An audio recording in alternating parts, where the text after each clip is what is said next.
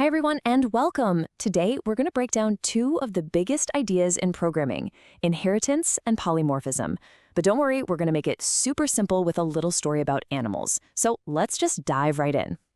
So let me ask you a question. Imagine you've got this one, single, master blueprint. How on earth could you use that one thing to create a whole world of different animals, each with its own special traits, without having to start from scratch every single time?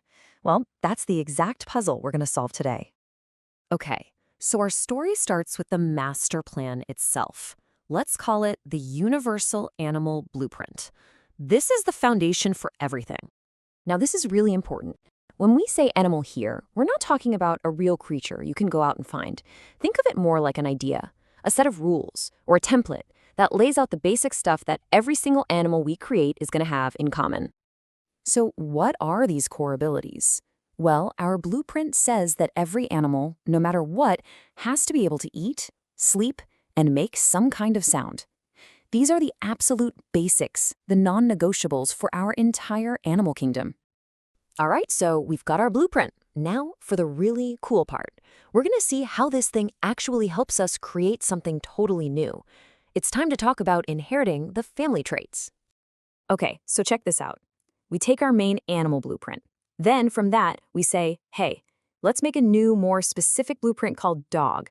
And just like magic, because our dog comes from the animal blueprint, it automatically gets all those core abilities. It knows how to eat right out of the box. We didn't have to do any extra work at all. It's a total freebie.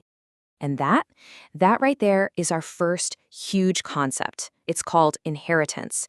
And the main point, the whole reason it's so amazing, is reusability. We do the hard work once to build a great foundation, and then all our new creations can just build on top of it. It saves a ridiculous amount of time and effort. But the story doesn't end there. It gets more interesting. What happens when one of our new animals needs to be a little bit different? What if it wants to find its own voice?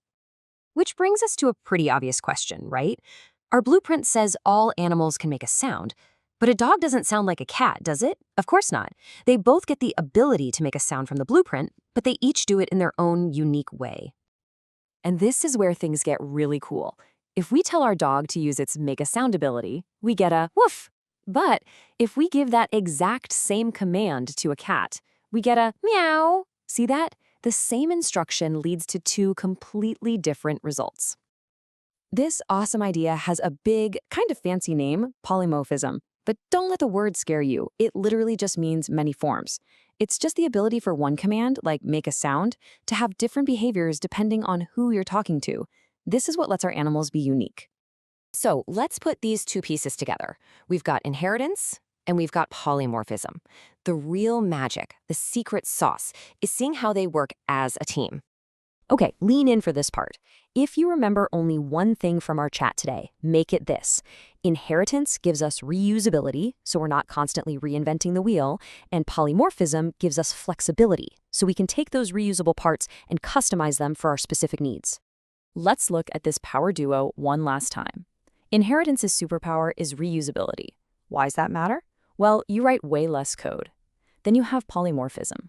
Its superpower is flexibility. And that matters because you can adapt your code for any specific situation you can think of. They really are the ultimate one-two punch. So, I'll leave you with this final thought. This whole pattern, a general blueprint and then specific custom versions, it's not just for programming. Seriously, it's everywhere once you start looking for it. Think about cars, where one main frame is used to build a sedan, an SUV, and a hatchback. Or even just a recipe for dough that can become pizza or bread or cinnamon rolls. So where else do you see this powerful duo at work in the world? Something to think about. Thanks for hanging out with me today.